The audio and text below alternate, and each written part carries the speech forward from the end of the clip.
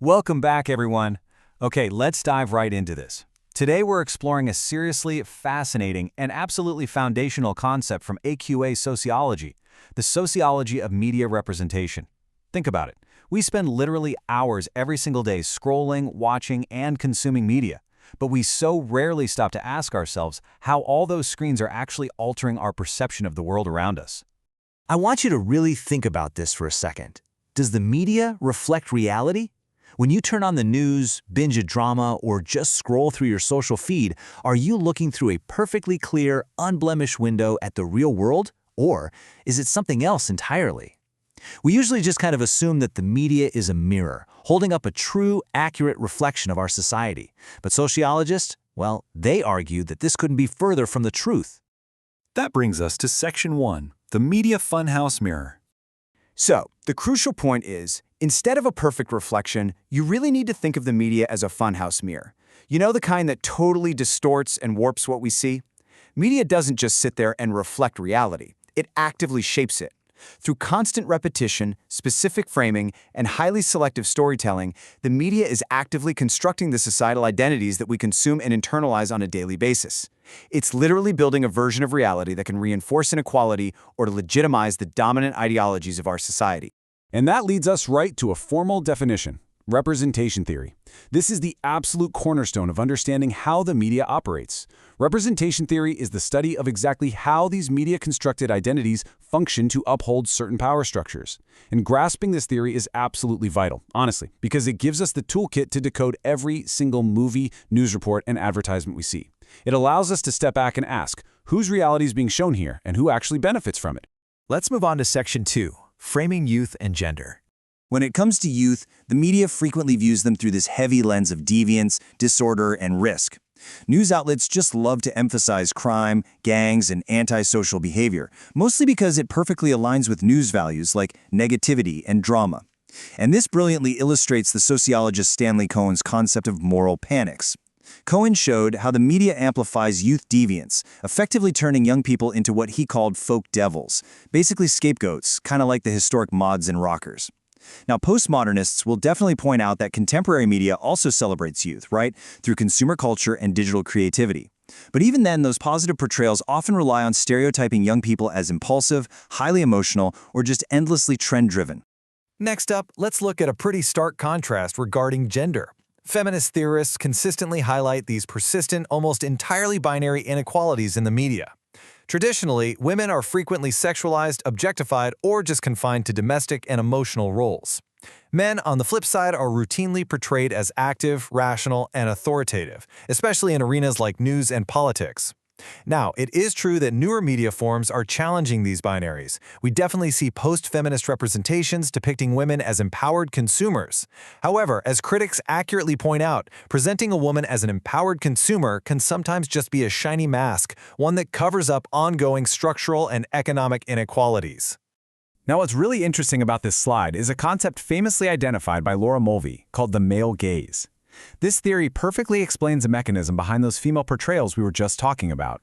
The male gaze is essentially the way visual arts and literature depict the world, and specifically women, from a masculine heterosexual perspective. It presents women as passive objects entirely for visual pleasure. It's a fundamental framing device, and it trains audiences, regardless of their own gender by the way, to view and objectify women on screen. Let's shift gears and see how this builds in Section 3, ethnicity and queer identities.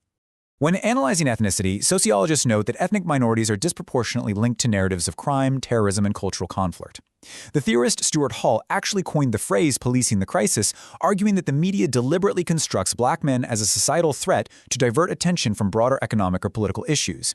Similarly, we see Muslim identities frequently framed almost exclusively through a lens of extremism or cultural difference. Sociologists point out that this active framing directly reinforces Islamophobic stereotypes in broader society. Now, you might be wondering, but wait, don't we have way more diverse casting today? And yeah, absolutely, that's true. Positive representations do exist, like in big multicultural dramas. But critical race theorists ask us to pause and look a little deeper. They argue that media still fundamentally centers whiteness as the default, the normal human experience, while positioning minority identities as the other. So even when representation is technically there, it can remain highly tokenistic. It serves more to check a diversity box rather than telling an authentic, genuinely centered story. This whole dynamic of progress mixed with lingering distortion, it's also super clear in representations of sexuality. Historically, LGBTQ+ individuals were entirely invisible in media, or they were linked strictly to deviance, tragedy, or moral decline. Today, sure, streaming platforms offer far more positive and complex portrayals, but there are still major ongoing issues highlighted by sociologists. We still see massive stereotyping. Think of the incredibly reductive camp, gay, best friend trope. There's also a glaring overrepresentation of white, middle-class queer characters, which completely sidelines others. And finally, there's the commercialization of queer identities. Queer theorists argue that by framing LGBTQ+ lives as inherently different, or as something that always requires an explanation to the audience, the media is actually still subtly reinforcing heteronormativity. Moving right along to Section 4, Class and Disability Narratives. There are two dominant, yet entirely reductive stereotypes of disability in the media. On one side, we have the tragic victim, where disability is framed just as a matter of personal tragedy and pity. On the other side, we have the inspirational hero, sometimes called the supercrip, where a disabled person is celebrated merely for existing or for overcoming their impairment. The sociologist Colin Barnes argues that both of these tropes are incredibly damaging because they reduce complex, real people to simplistic narratives. More importantly, they frame disability purely as an individual issue. This allows the media to completely ignore the actual pressing social issues, like physical accessibility, systemic discrimination, and the total exclusion of disabled voices in news coverage. A very similar mechanism of individual blame is used in class portrayals, too. Working-class individuals are frequently depicted through what sociologists call poverty porn, criminality, or moral failure. Think of reality TV shows like Benefit Street. These programs construct economic class as a matter of personal irresponsibility rather than systemic structural inequality. This aligns perfectly with neoliberal ideology, which loves to emphasize individual blame over societal support. Meanwhile, middle-class identities completely dominate the news, politics, and prestigious drama. This continuously reinforces their cultural authority and frames their perspective as the objective, undisputed truth. And finally, Section 5, the sociological why. So the big question, who is actually shaping this funhouse mirror and why?